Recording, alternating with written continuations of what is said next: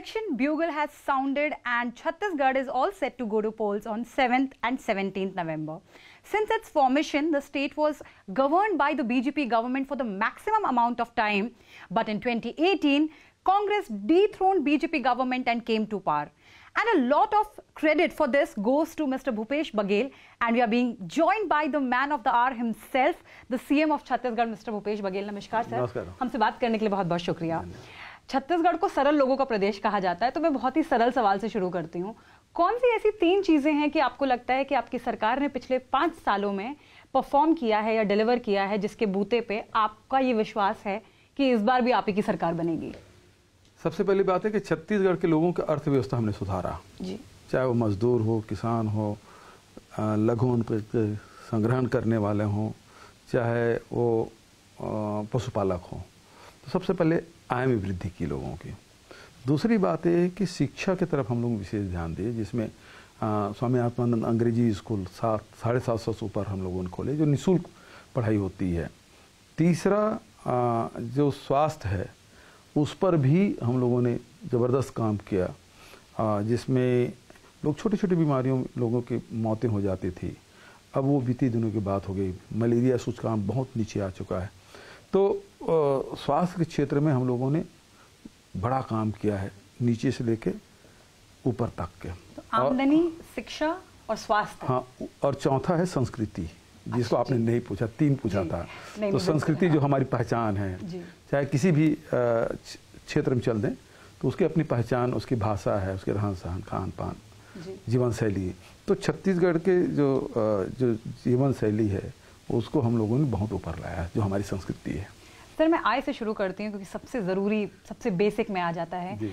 उसमें सबसे बड़ी स्कीम आप लोगों की जो कामयाब रही थी, जो दरअसल आपको सत्ता में लाने के लिए भी बहुत बड़ा जिसका रोल रहा है, वो पैडी प्रोडक्शन बोनस यानी धान उत्पादन बोनस जो है। अब इसके पीछे सबसे बड़ी आलोचना जो आपकी सरकार को झेलनी पड़ी कि इस योजना का जो भार है वो स्टेट एक्सचेकर पे, बही खातों पे बहुत ज़्यादा पड़ा है। तो आपके पास इस आलोचना का क्या जवाब है? कैसे आपकी सरकार ने पिछले 5 साल में उस भार को झेला, और अगले 5 साल में अगर आप, क्योंकि अब फिर से एक घोषणाओं का दौर शुरू हो गया है, तो फिर से कैसे अगले 5 साल में आप उस एडेड बजट को मैनेज करेंगे? देखिए, जब ये बात हो रही थी किसानों के ऋण माफी का, 9,500 करोड़ रुपया माफ़ किया, उसके बाद 25 रुपये क्विंटल में धान खरीदी शुरू किया, तो ये जो भार है बहुत अधिक आ रहा था। मतलब ये है कि 10,000 करोड़ के आसपास धान की खरीदी होती थी, और वो खरीदी हो गया 20,000, आज 22,000 करोड़ रुपया का। तो लोग ये समझते थे कि बहुत ज़्यादा भार राज्य सरकार के बजट पे पड़ रहा है, लेकिन ऐसा हुआ नहीं। इसलिए नहीं हुआ कि ये जो पैसा है जब किसानों के खाते में गया तो वही पैसा मजदूरी दर में वृद्धि के रूप में दिखाई दिया। जो 100 रुपया रोजी था वो 150, पौने 200 रुपया हो गया। फिर यदि आप देखेंगे कि वही पैसा बाजार में आया, इसका कुछ अमाउंट अगर हमें मिल सके, क्योंकि 4 से 6 हज़ार करोड़ का खर्च बताया जा रहा था, तो क्या उतना ही रिसाइकल करके वापस ले आए? हाँ, तो वही मैं बता रहा हूँ। तो सबसे बड़ी बात यह है कि किसान है, सबसे पहले अपने खेत में पैसा लगाता है, तो अपने खेत को सुंदर बनाता है, ट्यूबवेल कराता है, फेंसिंग कराता है, लेबलिंग कराता है, तो उसका उत्पादन बढ़ा। दूसरी बात यह है कि वो पैसा बाजार में गया, चाहे लेबलिंग कराए, फेंसिंग कराए, ट्यूबवेल कराए, तो पैसा बाजार में आएगा ना। फिर वो घर को सजाता है, घर के आवश्यकताएं पूर्ति करता है, मोटरसाइकिल लेगा, 4 पहिया लेगा, घर में कूलर लगाएगा, एसी लगाएगा, घर में सोफा सेट लगाएगा, चक्र पूरा हो गया है। तो वो कपड़े अच्छे लेंगे, ब्रांडेड कपड़े लेंगे, ज्वेलरी लेंगे महिलाओं के लिए, बच्चों के लिए। तो ये क्या है कि पूरे पैसा मार्केट में आ गया। तो जो मंदी जो शहरों में दिखाई देता था, चाहे लॉकडाउन के समय बात करें, देश और दुनिया में रहा, लेकिन छत्तीसगढ़ में इसका असर नहीं पड़ा। और सबसे बड़ी बात यह है कि जो खासकर जो ऑटोमोबाइल सेक्टर है, जहाँ शटर बंद हो गया था, उत्पादन आधा कर दिया गया था, यहाँ खरीदी दुगुनी हो गई, दुगुने से भी ज़्यादा। दूसरी बात यह है कि जो रजिस्ट्रियाँ होती थी, तो आपने कहा ना कि आंकड़े से बताएं, तो आंकड़े ये है कि हमारा रेवेन्यू था 1200 करोड़ का, ठीक है, आज वो 5 साल में बढ़ के 2400 करोड़ हो गया। मतलब लोग खरीद रहे हैं, संपत्ति खरीद रहे हैं, मतलब रियल इस्टेट में भी लगा रहे हैं। तो ये अच्छा, उसके बाद हमारे जीएसटी है। जीएसटी देखेंगे तो पूरे देश में यदि परसेंटेज वाइज करेंगे तो 3-4 जो राज्य है उसमें हमारा राज्य भी है। तो घूम के पैसा, जैसा कि मैंने कहा कि चक्र जो है वो हाँ, चक्र पूरा होता है। मैं अगले मुद्दे के बारे में जो बात करना चाह रही हूँ sir, home minister Amit Shah ने रिसेंटली आपके खिलाफ एक आरोप पत्र जारी किया है, चार्जशीट। करप्शन के, भ्रष्टाचार के चार्जेस आपके सरकार पे हैं, चाहे वो हाल ही में आया महादेव लोन्स बेटिंग ऐप हो, चाहे कोल स्कैम हो, चाहे लिकर स्कैम हो, पब्लिक सर्विस कमीशन स्कैम। इनमें से कुछ में सेंट्रल एजेंसीज जांच कर रही हैं, कुछ में आपके करीबी जो सरकार के करीबी लोग हैं उनकी गिरफ्तारियां हुई हैं, कुछ में आपके लोगों की बयान दर्ज किए गए हैं। अब इसको लेकर के आपका क्या जवाब है और क्या आपको लगता है कि ये आपकी और आपकी सरकार की छवि को धूमिल करेगा? क्योंकि पिछले 5 साल में एक जो ब्रांड बना है भूपेश बघेल ब्रांड, उसको टारगेट करने की कोशिश है। तो क्या आपको लगता है कि पहला, इन आरोपों पर आपका क्या कहना है, क्योंकि गिरफ्तारियां भी हुई है, और दूसरा क्या फर्क पड़ेगा इससे? बहुत लंबा सवाल, एक साथ जोड़ के बता दिए तो मैं एक एक करके बताता हूँ। ये जो सारी कार्रवाई है सेंट्रल गवर्नमेंट ने की है, उसके कारण से उसका चाल चरित्र चेहरा उजागर हो गया छत्तीसगढ़ की जनता के सामने और देश के सामने भी। महादेव ऐप संचालित हो रहा है कहाँ से? दुबई से या देश के बाहर से? शुरुआत यहाँ से हुई थी, यहाँ हुई, लेकिन अभी कहाँ संचालित हो रहा है? लेकिन उसमें प्रश्न के प्रति प्रश्न मत करें, आपने पहले प्रश्न किया, मैं फिर उत्तर देते जा रहा हूँ। महादेव ऐप यहाँ से शुरू हुआ और आज विदेश में चल रहा है। दूसरी बात है, राज्य सरकार ने उसमें 450 गिरफ्तारियां की है। पूरे देश में किसी और राज्यों में गिरफ्तारियां नहीं हुई है, केवल छत्तीसगढ़ में गिरफ्तारियां हुई है। अब वो अचानक कूद पड़े कि उसको माइलेज लेना है, तो वो टारगेटेड कार्रवाई करना शुरू किए। उनकी कार्रवाई से हमें तकलीफ नहीं है, लेकिन आप सेलेक्टिव आप कार्रवाई करेंगे तो ये गलत है, नंबर 1। नंबर 2, महादेव बंद कौन करेगा? राज्य सरकार तो बंद नहीं कर सकती, क्योंकि विदेश से हो रहा है। हमने पत्र भी लिखा भारत सरकार, बंद क्यों नहीं कर रहे हैं? तो आपके संबंध क्या है भाई? आप क्यों बंद नहीं कर रहे हैं? जब यहाँ कार्रवाई कर रहे हैं तो उसको बंद ही कर देना चाहिए। बंद कर भारत सरकार करेगी, आप कर नहीं रहे। दूसरी बात, लिकर स्कैम हुआ। Liquor policy Bharatiya Janata party सरकार ने बनाई, गवर्नमेंट चला रही। सीएजी 2 बार आके यहाँ जांच करके सर्टिफाइड की कि इसमें कोई गड़बड़ी नहीं है। आईटी ने कार्रवाई की। आईटी के बाद उन्हीं लोगों के खिलाफ ईडी ने कार्रवाई की, ठीक है ना? आरोप लगाया 2168 करोड़ का जी। तो जिन लोगों को पकड़े हैं वो सारे चल अचल संपत्ति 2018 पहले भी संपत्ति के तो जोड़े हैं, तो उसके पैतृक संपत्ति भी जोड़े तो 200 करोड़ नहीं होता, है ना?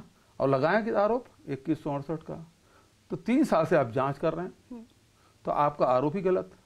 दूसरी बात यह है कि वो कहते हैं कि ये होलोग्राम नकली लगाए। होलोग्राम कहाँ लगाएंगे? फैक्ट्री में, और फैक्ट्री मालिक के यहाँ छापा डाले और उसमें कोई कार्रवाई नहीं की। तो आपका लेन देन क्या हुआ? लेन देन हुआ क्या जिसके कारण से आप कार्रवाई नहीं कर रहे हैं?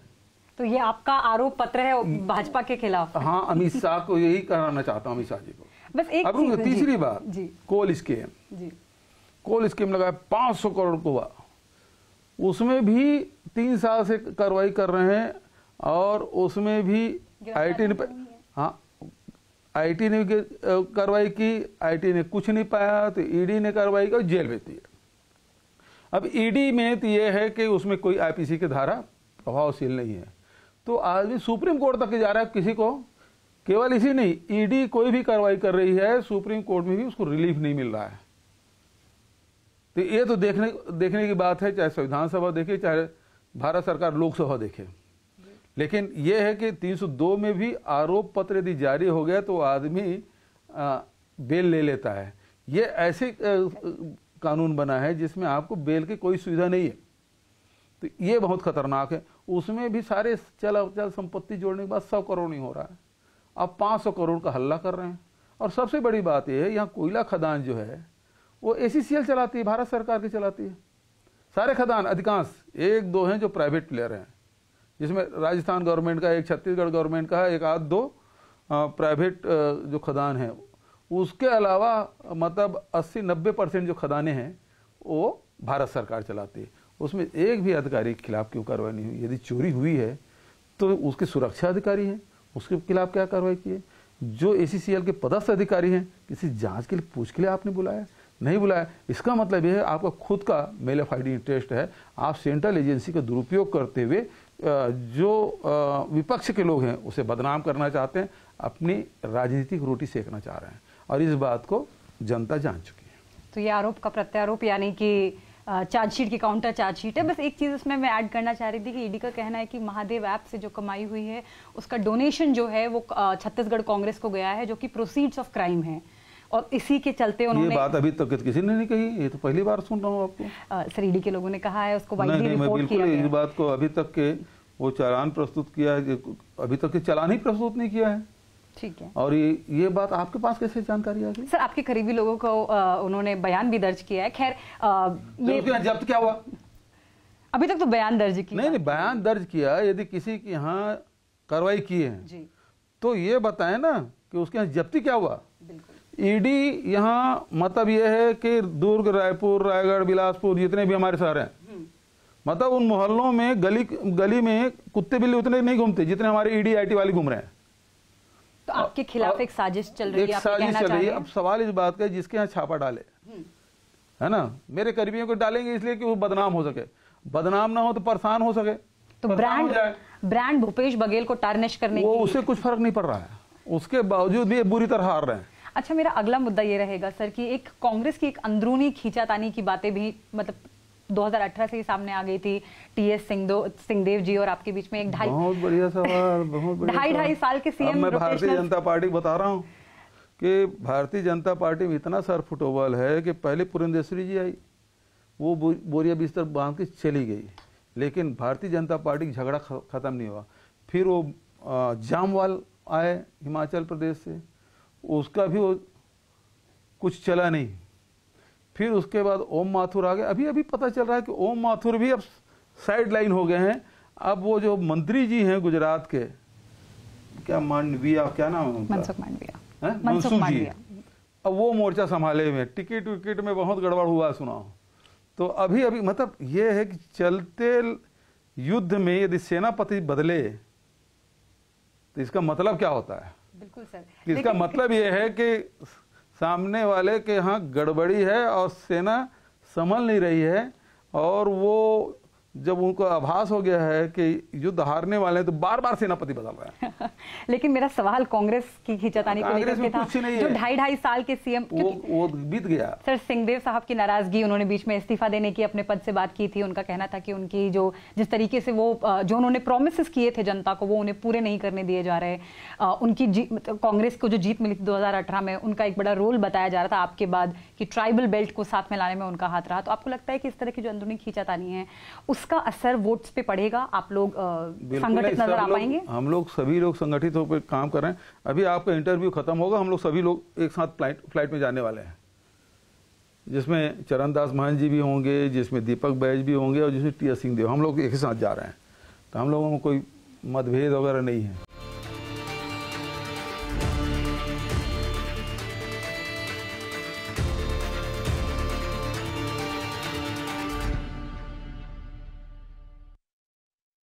सर एक चीज़, छत्तीसगढ़ के मुख्यमंत्री से बात हो और नक्सलवाद की बात ना करें तो यह अधूरा रहेगा। नक्सलवाद की मैं अगर सिर्फ एक ही किस्से पे बात कर लूँ, नीलावाया में जो 2018 में हुआ था, दूरदर्शन के एक वीडियो जर्नलिस्ट थे, वो भी मारे गए थे, सुरक्षाकर्मी मारे गए थे। उसके बाद से आज तक विशेष बदलाव नहीं दिखा है। लोग अब भी वहाँ वही डर का माहौल है। राज्य सरकार का भी एक रोल है और केंद्र सरकार का भी है, ये हम समझते हैं, लेकिन राज्य सरकार की जहाँ तक रोल की बारी है उसकी बात आती है। कितना आप लोग कर पाए हैं? क्या आपको लगता है कि उस फ्रंट पे डिलीवर करना प्रॉपरली रह गया, और वो जो बेल्ट है वहाँ के लोगों को आप कॉन्फिडेंस पे नहीं ले पाए अभी तक? मैं एक लाइन में जवाब दूँ आपको? बिल्कुल सर, एक लाइन में जवाब ये है, अभी चुनाव सर पे है, बूथ कहाँ कहाँ होंगे तय हो गया है। ठीक है। जो बूथ के केंद्र सड़कों पे थे, गांव में नहीं था, वो सारे वापस हो गए हैं। अब उन गांवों में 15 साल बाद वो अपने गांव में मतदान करेंगे। ये लगभग 125 से 150 पोलिंग बूथ है, इससे बढ़िया जवाब नहीं हो सकता। मैं इसी सवाल को थोड़ा सा आगे ले जाती हूँ सर। और 600 गांव जो है अब नक्सल मुक्त हो चुके हैं। सर इसमें एक और चीज़ जो है, मैं फिर से दंतेवाड़ा के बारे में ही बात करती हूँ।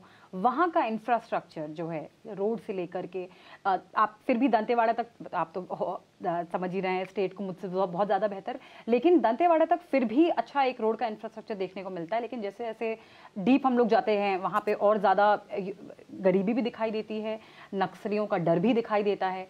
तो लोगों को उस डर से आज़ाद करने के लिए, इंफ्रास्ट्रक्चर प्रोवाइड करने के लिए, फिर से मेरा वही सवाल है कि क्या वहाँ पे और डिलीवर करना रह गया?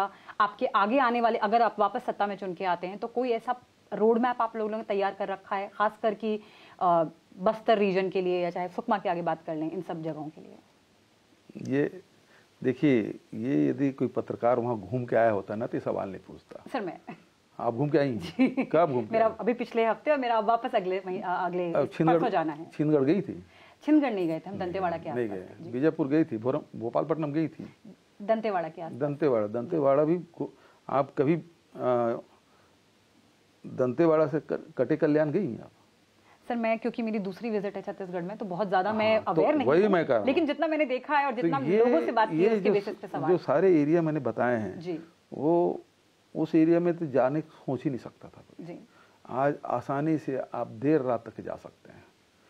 बड़ा परिवर्तन आया है, अंदर में सड़कें भी बनी। अबूझ माड़ में इंदिरावती नदी में 2-2 पुल बन गए, वहाँ अब स्कूल भी खुल गए, वहाँ पीडीएस साहब भी खुल गए, आंगनबाड़ी भी खुल गए, वहाँ हाट बाजार क्लिनिक योजना भी हमारी संचालित होने लगी है। लोगों का आवागमन शुरू हो गया, बड़ा बदलाव हुआ। वहाँ जमीन लोगों को हम लोग मसाती पट्टा भी दे रहे हैं। तो इस बार मतलब 2023 के चुनाव स्मूथ होने वाले हैं? बहुत ही स्मूथ होगा, मुझे विश्वास है। विश्वास है आपका। मैं आखिरी सवालों की तरफ बढ़ते हुए सर, एक जो मुद्दा अभी मैं अपने हिसाब से नहीं कह सकती कि मुद्दा बन गया है या नहीं, लेकिन एक जो मुद्दा जिसके बारे में 5 साल में बात होनी काफी ज्यादा शुरू हुई थी, वो डीलिस्टिंग जो ईसाई आदिवासी थे उनकी, और एक कुछ आरोप हैं कि भाई जबरन धर्म परिवर्तन किए जा रहे हैं। इन आरोपों के ऊपर, जो भाजपा के आरोप हैं, इन आरोपों के ऊपर आपका क्या कहना है? छत्तीसगढ़ एक बड़ी ट्राइबल बेल्ट है, और डीलिस्टिंग की बात हो चाहे इलीगल कन्वर्जन की बात हो, बड़े मुद्दे ट्राइबल्स के लिए हो सकते हैं, क्या आपको ऐसा लगता है? और आपकी सरकार कैसे उन ट्राइबल्स को जो जरूरी सुरक्षा है वो मुहैया करा सकती है? भारतीय जनता पार्टी ऐसे ऐसे मुद्दे उठा के लाती है जो आम जनता मतलब व्यवहारिक नहीं, आम जनता के लिए, और उससे वो उद्देश्य टारगेट किसी और को करते हैं और असर किसी और को होता है। यदि उस प्रकार से बात करेंगे तो सबसे ज़्यादा प्रभावित हमारे गरीब जनता होगी उसमें। तो इस कारण से वापस हाथ खींच लिए हैं, उसके बारे में कुछ नहीं कर रहे। लेकिन जो केंद्र सरकार को काम करना चाहिए वो नहीं कर रहे हैं। मतलब जैसे उनको जनगणना कराना था, जिसके बारे में आप लोग काफ़ी वक्त से कह रहे हैं। भाई जब हम छत्तीसगढ़ में हेड काउंट करा सकते हैं, हम यहाँ आर्थिक सर्वेक्षण करा सकते हैं, और बिहार वहाँ जब जाति जनगणना करा लिए, भारत सरकार क्यों नहीं करा रही है? नंबर 1। नंबर 2, ट्रेन, मतलब ये 400 ट्रेनें रद्द। अभी त्योहार का सीजन है, नवरात्रि चल रहा है, डोंगरगढ़ सबसे हमारा मतलब महाराष्ट्र मध्य प्रदेश सब लोग आते हैं यहाँ, 14 ट्रेन रद्द है। मतलब वो काम तो कर नहीं सक रहे हैं। वंदे भारत ट्रेन चलाएंगे जिसमें कोई चढ़ नहीं पाता गरीब आदमी। तो सस्ते यात्रा की जो व्यवस्था है वो ट्रेन है। अब तो जो टिकट है ना, उसमें किस समय ट्रेन आएगी और किस समय छूटेगी उसका भी उल्लेख करना बंद कर दिए ट्रेन की टिकट में। ये स्थिति है भारत सरकार की, इससे ज्यादा और क्या बताऊंगा। भारत सरकार की अब बात कर रहे हैं तो एक सवाल जो मैं आपकी तरफ से ही पूछ लेती हूँ, ये कि रिजर्वेशन को लेकर के 2011 से जो बात शुरू हुई है, वो अब तक वो किस्सा अंजाम तक पूरी तरह पहुंचा नहीं है। आपकी सरकार ने कहा है कि गवर्नर जो आखिर फैसला आया सुप्रीम कोर्ट की तरफ से आया, इंटरिम ही सही लेकिन सुप्रीम कोर्ट की तरफ से फैसला आया, जिन्होंने कहा कि चाहे ट्राइबल बेल्ट हो चाहे ओबीसीज हो, उनके आरक्षण को बढ़ा के 58% सबका मिला के कर दिया जाए। आप लोगों का कहना है कि वो गवर्नर की तरफ से अब तक पेंडिंग है। तो आपको लगता है कि ये फिर से आप लोगों के खिलाफ, राज्य के खिलाफ कोई मतलब आप लोग की सरकार के खिलाफ कोई साजिश है, या फिर एडमिनिस्ट्रेशन, या फिर आप बाकी चीज़ों को जो बीजेपी कह रही है कि जिम्मेदार हैं वो सच बात है? देखिए 58% तो हमको अंतरिम राहत मिली है जी। लेकिन हमने विधानसभा 76% उसमें रजिस्ट्रेशन करके राज्यपाल के पास भेजा था 2 दिसंबर, और अब ये अक्टूबर भी जी निकलने वाला है। तो 10 महीने से ऊपर हो गए और राज्यपाल जी वहाँ से राजभवन से वापस लौटा नहीं है।